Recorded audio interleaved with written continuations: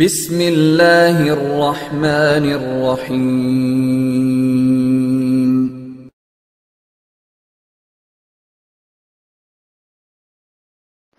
আসসালামু আলাইকুম ওয়া রাহমাতুল্লাহি ওয়া বারাকাতুহু। আমাদের একজন ভাই জানতে চেয়েছেন যে ঈমান কি কি কারণে নষ্ট হয়। ঈমান নষ্ট হওয়ার সবথেকে বড় কারণ হলো শিরক, আল্লাহর সাথে শিরক করা। মহান আল্লাহ তাআলা পবিত্র কোরআনে বলছেন, ইন্নাহু মান ইউশরিক বিল্লাহি ফাকাদ হারামাল্লাহু আলাইহিল জান্নাহ। যে ব্যক্তি আল্লাহর সাথে শিরক করবে, আল্লাহ তার উপর জান্নাতকে হারাম করে দিবেন। ওয়া মাওয়াহুন নার, এবং তার বাসস্থান হবে জাহান্নাম। ওয়া মা লিয-যালিমিনা মিন আনসার, এবং মুশরিকদের কোনো সাহায্যকারী নেই।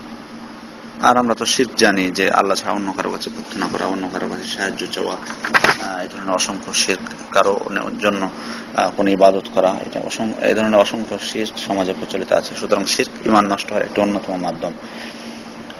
দ্বিতীয়ত, যে ব্যক্তি আল্লাহ ছাড়া অন্য কারো কাছে সরাসরি চাবে না, কিন্তু মধ্যস্থতা করবে, এটাও একটা কুফরি এবং শিরক। অর্থাৎ অন্য কারো কাছে শাফাআত চাইবে, অথবা তার উপর নির্ভরশীল হবে, বা এই জাতীয়, অথবা অন্যকে মধ্যস্থতা করে আপনার ওসিলা মনে করবে বা কিছু এই ধরনের কোনো ব্যক্তিকে বা মৃত ব্যক্তিকে, এটাও এক ধরনের অন্যায় এবং কুফরি এটা। তারপরে ঈমান নষ্ট হওয়ার একটি আরো অন্যতম একটি কারণ হচ্ছে যে মুশরিক যারা, তাদেরকে মুশরিক না মনে করাটা, অথবা যারা কাফের, স্পষ্ট কুফরি যাদের মধ্যে আছে, অথবা স্পষ্ট শিরক যাদের মধ্যে আছে, তাদেরকে কাফের মনে না করা বা মুশরিক মনে না করাটাও এটাও এক ধরনের ঈমান নষ্টের একটা অন্যতম কারণ।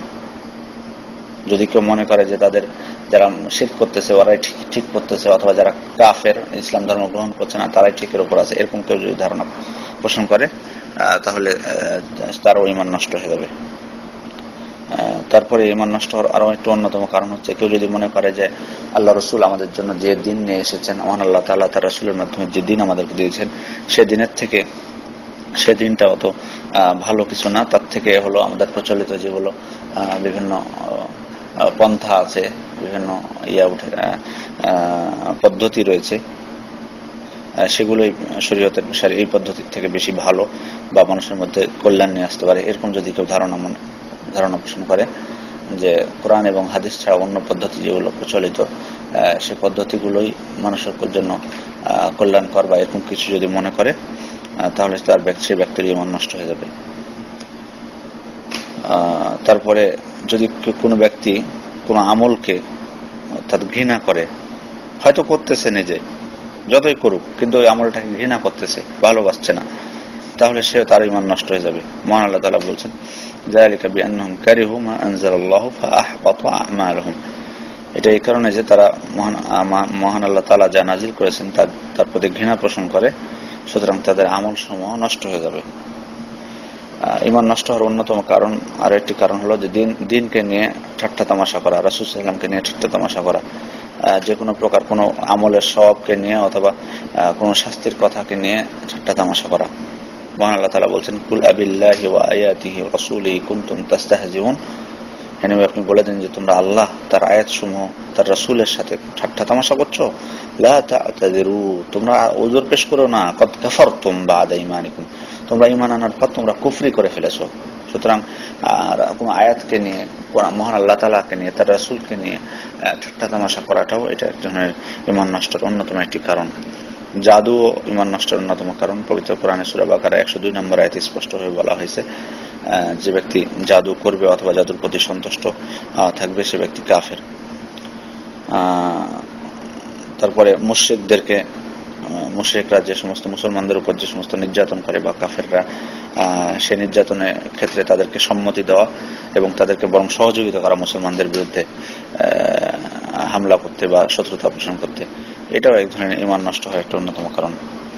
মহান আল্লাহ তাআলা বলছেন, ওমাই ইয়াতাওয়াল্লাহু মিনকুম ফাইন্নাহু মিনহুম। যে ব্যক্তি তোমাদের মধ্যে থেকে, যে ব্যক্তি তাদেরকে অন্তরঙ্গ বন্ধু হিসেবে গ্রহণ করে, তাদেরকে ভালোবাসে, সে ব্যক্তি তাদেরই অন্তর্ভুক্ত। সুতরাং তারপরে যে ব্যক্তি ইসলাম ধর্ম ছাড়া অন্য ধর্ম গ্রহণ করতে চায়, সে ব্যক্তি তারও ঈমান নষ্ট হয়ে যাবে। যে ব্যক্তি মনে করে যে অন্য ধর্মই ভালো, তারও ইমান নষ্ট হয়ে যাবে, যতই সে নিজেকে মুসলমান দাবি করুক না কেন। মহান আল্লাহ বলছেন, ইসলামী দিনান ফালা ইউকবালা মিনহু, যে ব্যক্তি ইসলাম ছাড়া অন্য কোনো দিন অন্বেষণ করলো সে তার পক্ষ থেকে সেটা গ্রহণ করা হবে না। এইগুলো হচ্ছে সংক্ষিপ্তভাবে ইমান ভঙ্গের অন্যতম কারণ। এগুলো হলো মৌলিক কারণ, হয়তো অনেক কারণ, ছোট মোটো কারণ থাকতে পারে, তবে এগুলো হচ্ছে মৌলিক কারণ। এগুলোর কেউ করলে বা এগুলো কেউ আকীদা পোষণ করলে তার ইমান নষ্ট হয়ে যাবে। আসসালামু আলাইকুম রহমতুল্লাহ।